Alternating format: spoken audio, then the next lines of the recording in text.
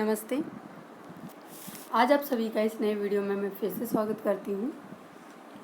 मैं राजस्थान शिक्षा महाविद्यालय की प्रवक्ता अंजू जांगड़ आज कक्षा बीएड सेकेंड ईयर व शिक्षा शास्त्री सेकेंड ईयर का विषय लिंग विद्यालय एवं समाज की यूनिट संख्या फर्स्ट का टॉपिक समता और समानता के बारे में विस्तृत चर्चा करूँगी। और जिसका पहला पार्ट है वो कास्ट से रिलेटिव है। कास्ट मतलब जाति से रिलेटिव है। तो सबसे पहले हम ये जानेंगे कि समता और समानता क्या होता है।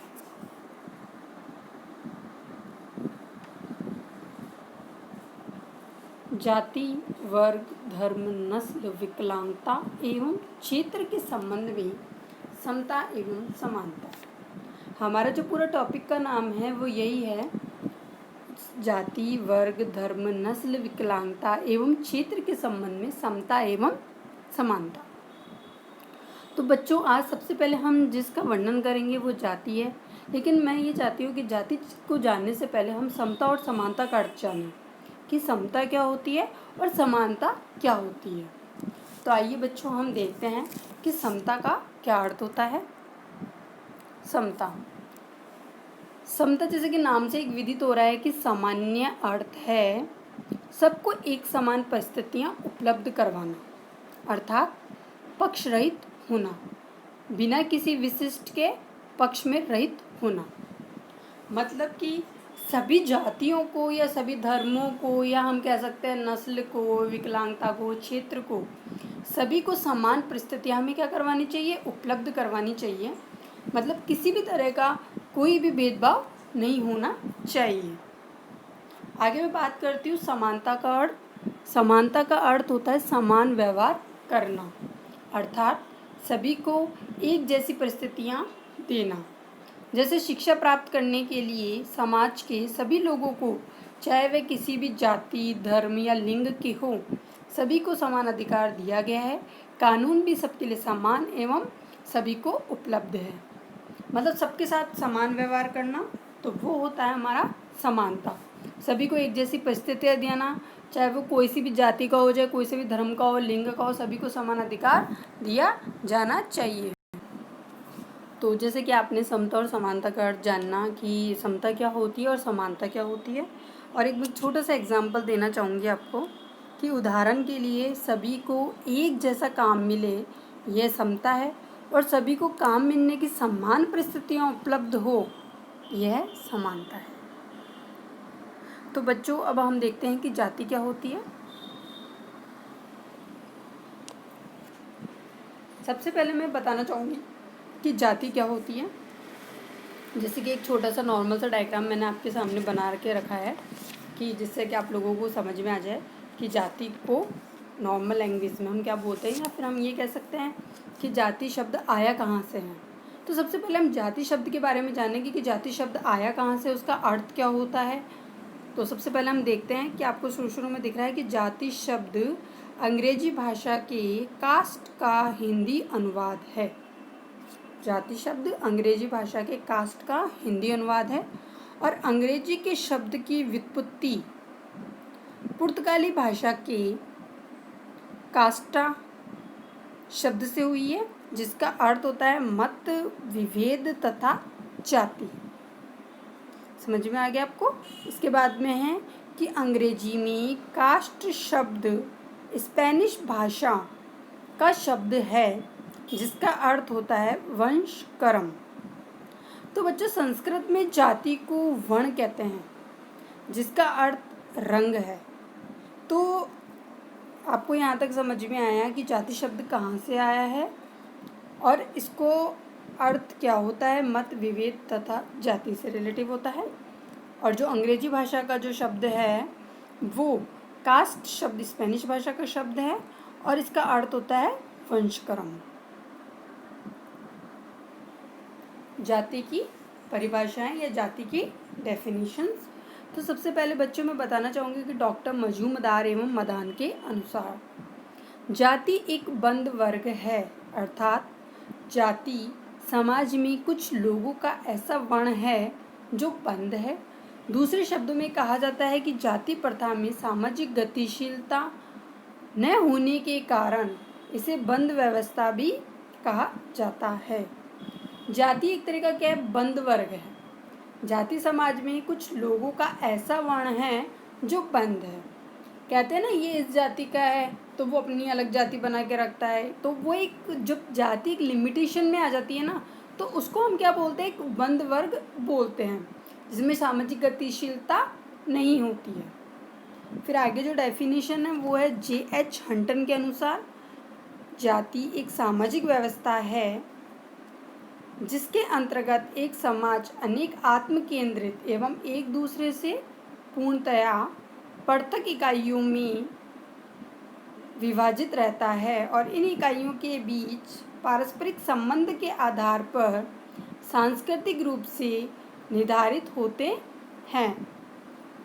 आगे डेफिनेशन है, कूले के अनुसार एक वर्ग पूर्णतया आनुवंशिक होता है तब उसे जाति कहते हैं। तो आपने देखा कि जाति की परिभाषा किस किस ने दी है, डॉक्टर मजूमदार एवं मदान के अनुसार, दूसरा है J.H. हंटन के अनुसार और तीसरा है कूले के अनुसार। तो बच्चों आपने ये देखा कि जाति क्या होता है, एक तरह की बंद वर्ग होता है जिसके अंतर्गत पूर्णतः या आनुवंशिक होता है और पृथक पृथक इकाइयों में विभाजित रहता है और इन्हीं इकाइयों के बीच में पारस्परिक संबंध के आधार पर सांस्कृतिक रूप से निर्धारित होते हैं। आगे हम देखते हैं कि जाति की विशेषताएं क्या क्या होती हैं। कि जाति, जैसे मैंने एक छोटा सा डायग्राम बनाया है उसके अंदर आपको दिख रहा है कि जाति की जो पहली विशेषता है वो है सहस्त्रण के अनुसार। भारतीय समाज में जाति व्यवस्था में सहस्त्रण पाया जाता है। इसका अर्थ है कि प्रत्येक जाति की सामाजिक स्थिति एक दूसरे से ऊंची अथवा नीची है। ऊंची नीची कैसे होगी, जैसे ब्राह्मण होते हैं, क्षत्रिय होते हैं, अपने वैश्य होते हैं, शुद्ध से ऊंचे होते हैं। ब्राह्मण, क्षत्रिय, वैश्य शुद्धों से कैसे होते हैं, ऊंचे होते हैं। क्षत्रिय जाति के लोग ब्राह्मण जाति के लोगों से नीचे हैं। इतना ही नहीं है, एक जाति के अंदर विभिन्न उपजातियों में भी ऊंच नीच की भावनाएं देखने को मिलती है। सेकंड आता है समाज का खंडात्मक विभाजन। भारतीय समाज में जाति व्यवस्था को यदि गहराई के साथ देखा जाए तो हमें मालूम होता है कि संपूर्ण हिंदू समाज जाति व्यवस्था के ही आधार पर अनेक खंडों में विभाजित है। खंडों में कैसे विभाजित हुआ, एक जाति दूसरी जाति के समीप खंडात्मक विभाजन के आधार पर नहीं हो पाती है। एक खंड के सदस्य दूसरे खंड के सदस्यों की कम सहायता करते हैं तथा एक दूसरे के खान पान, बैठना उठना, शादी विवाह आदि में भी क्या होता है, निषेध पाया जाता है।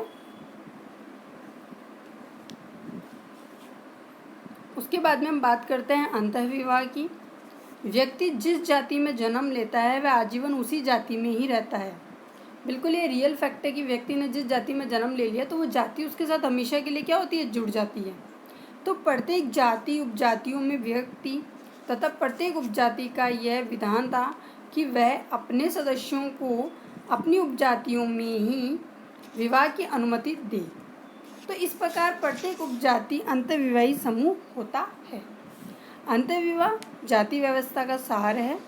अंतःविवाह के नियम केवल कुछ एक ही अपवाद है जो अनुलोम की प्रथा के कारण है, परंतु पथिलोम विवाह सहन नहीं किए जाते। अंतःविवाह मतलब होता है अपनी ही जाति में विवाह करना, ना कि दूसरे की जाति में विवाह करना। लेकिन आजकल तो ज़रूरी नहीं है कि आजकल जाति में ही विवाह हो। आजकल तो हम जैसे कई लोगों में घरों में देखते हैं कि लोग अन्य कास्ट में भी शादी करने लग चुके हैं। फिर आगे आता है भोजन एवं सामाजिक सहमागनात्मक पर प्रतिबंध। भोजन एवं सामाजिक सहगनात्मक पर प्रतिबंध मतलब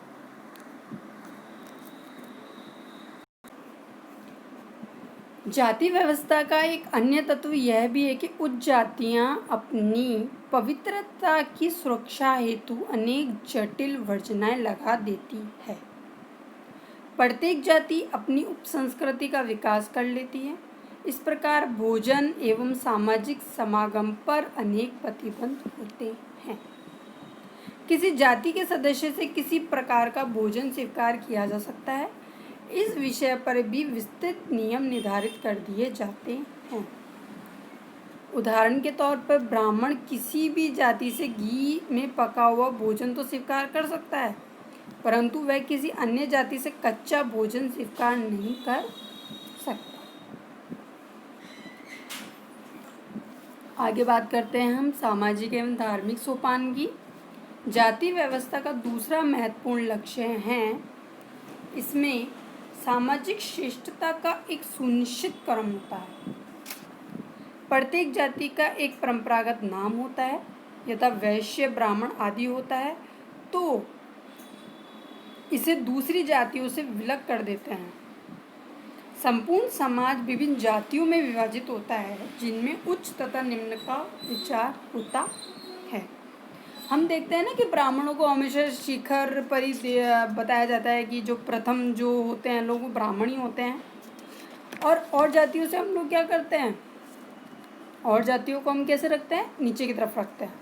तो ब्राह्मण के सबसे पवित्र अंग जो ब्रह्मा जी से उत्पत्ति मानी जाती है इनकी, और ये कहा जाता है कि ब्राह्मण सबसे पवित्र अंग मुख में हुई है, और ब्राह्मण के रूप में जन्म मात्र से कोई भी व्यक्ति सनातन नियम को साकार रूप समझा जाता है। ब्राह्मणों को भोजन कराना उनको धार्मिक पुण्य प्राप्त करने का एक मान्य ढंग है।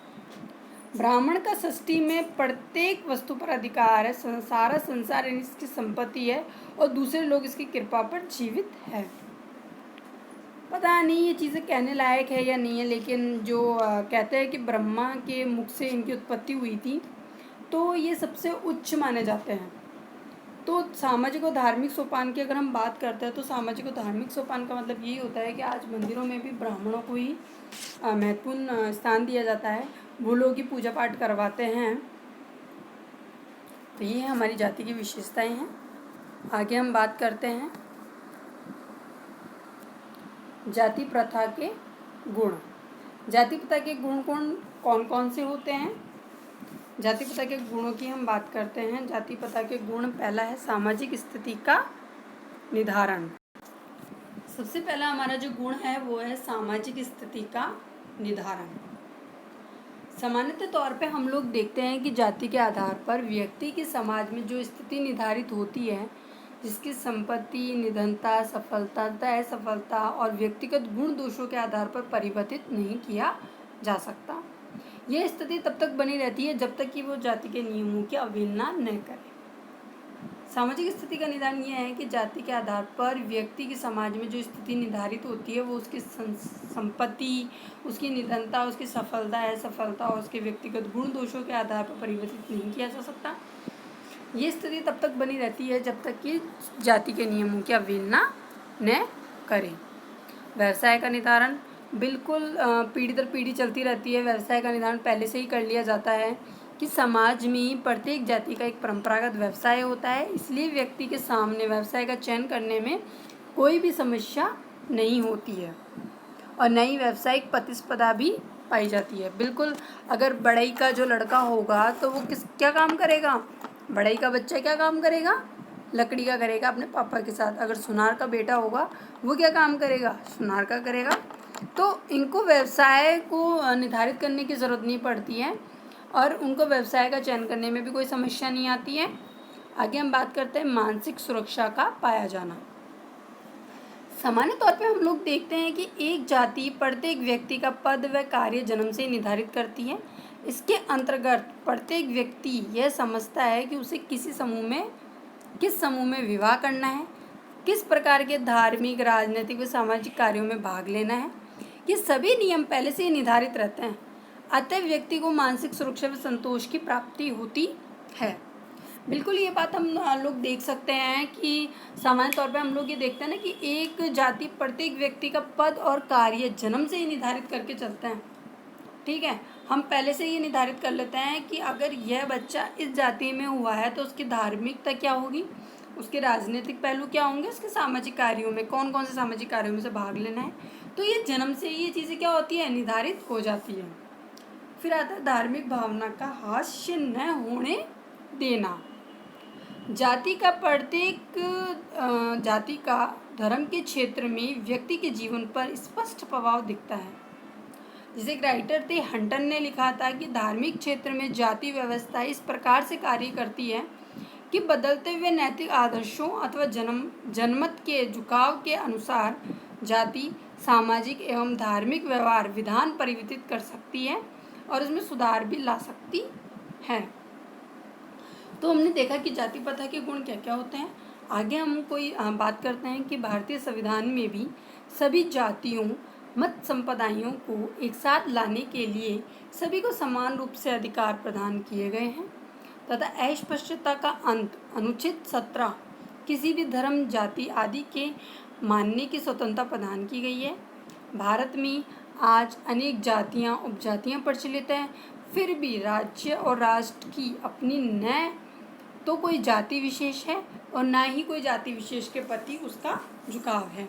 तो इस प्रकार जाति की समता और समानता के लाभ व्यापक स्तर पर निम्न है। जैसे कि संविधान के अनुसार उन्होंने समता और समानता के लाभ व्यापक स्तर पर उपलब्ध करवाए हैं, जो कि निम्न प्रकार से हैं।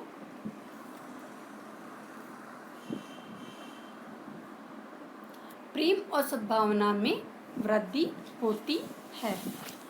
प्रेम और सद्भावना में वृद्धि होती है। ऊंच नीच की भावना में कमी आती है। मतलब ये हमारे संविधान के द्वारा निर्धारित किए गए हैं और संविधान में सभी जातियों को एक माना है। किसी में भी ऊंच और नीच की भावना नहीं है, सब बराबर है, इक्वल है। जाति के आधार पर कुछ लोगों को आगे बढ़ने के अवसर नहीं मिल पाते, परंतु जातीय समता और समानता की नीति सभी जातियों को समाज की मुख्य धारा में आने और उन्नति करने के अवसर क्या करती है? प्रदान करती है। आगे हम बात करते हैं मूल अधिकारों की। मूल अधिकारों की प्राप्ति सुनिश्चित की जाती है। लोकतांत्रिक आदर्शों की पूर्ति हेतु जातीय समता और समानता महत्वपूर्ण है। समाजवादी और कल्याणकारी राज्य की स्थापना का संकल्प बिना किसी जाति की निष्पक्षता और समानता के संभव नहीं हो सकती है। सार्वभौमिक शिक्षा का संकल्प भी जातिगत समता और समानता के बिना संभव नहीं है। जातीय और व्यक्ति के जीवन स्तर में वृद्धि, समाज व राष्ट्र की उन्नति की गति। समाज में स्त्रियों की स्थिति में भी परिवर्तन आया है। जब जातीय समता और समानता की बात कर रहे हैं तो समाज में स्त्रियों की स्थिति में भी क्या है? परिवर्तन आ रहा है।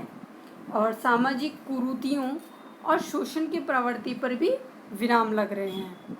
लोकतांत्रिक आदर्शों की पूर्ति तथा लोकतंत्र के आधारशिला की स्थापना में सहायक। तो बच्चों, आज हमने जाति के बारे में विस्तृत चर्चा की है और आगे आने वाले वीडियो में पार्ट 2 में मैं वर्ग की बात करूंगी और आपको बताऊंगी कि वर्ग क्या होता है